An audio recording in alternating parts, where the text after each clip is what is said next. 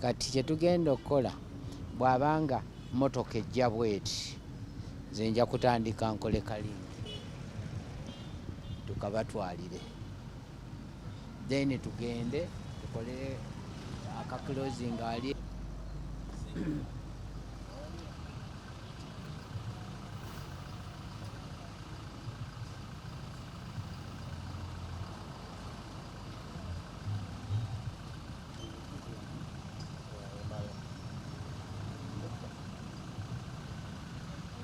I can't, and that's why I'm even telling you to get away.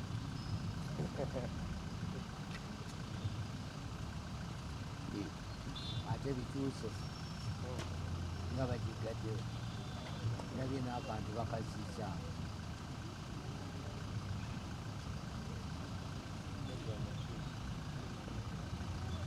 nabye abantu nebasitulira bakaziza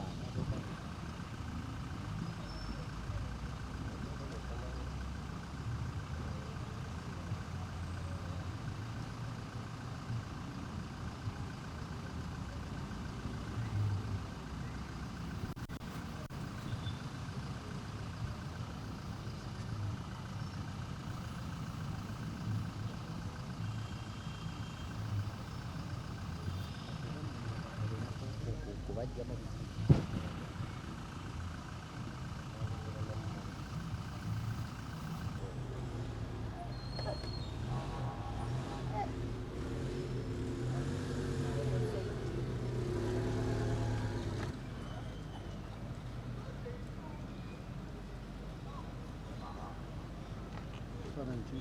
wuli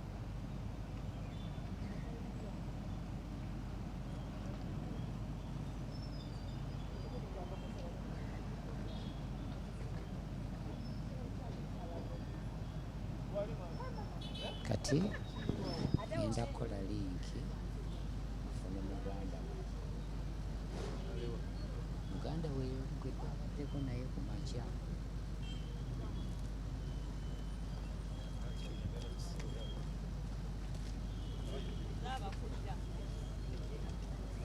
nkolere wano bwenti emukufaana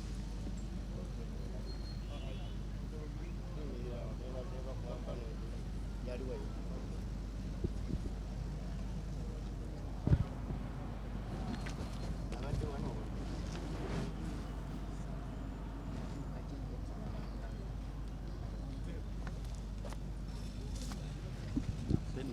757 987 40.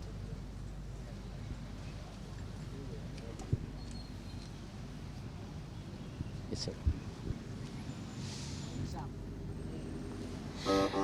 Alaba Bukedde TV eyo ye motoka etutte omubiri gwa Padde Sserunjogi abadde amanyiddwa nga Sobi.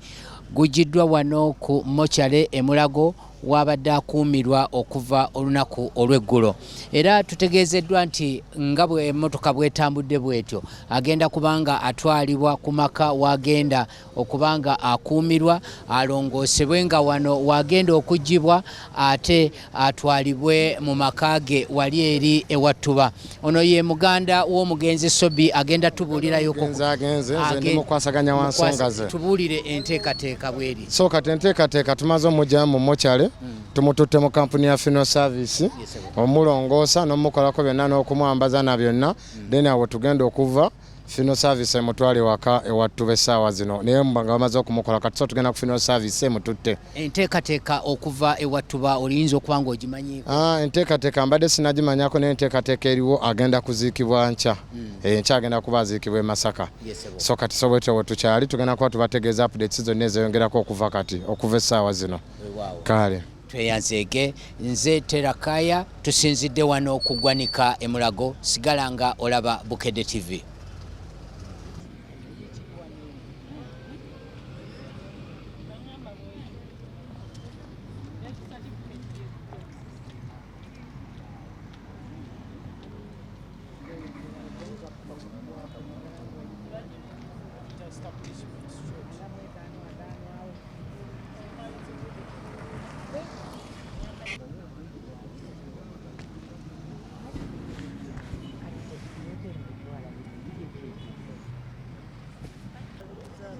ne bibaako omulimu gwe bikola.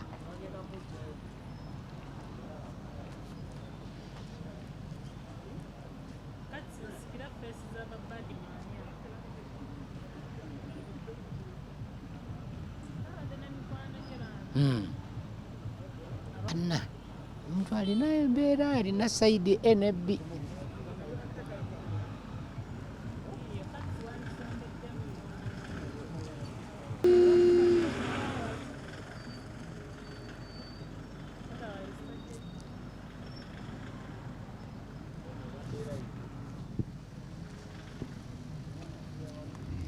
Saagala kuyingira mu kifaananyi kya bano. Omulimu guno gugwo.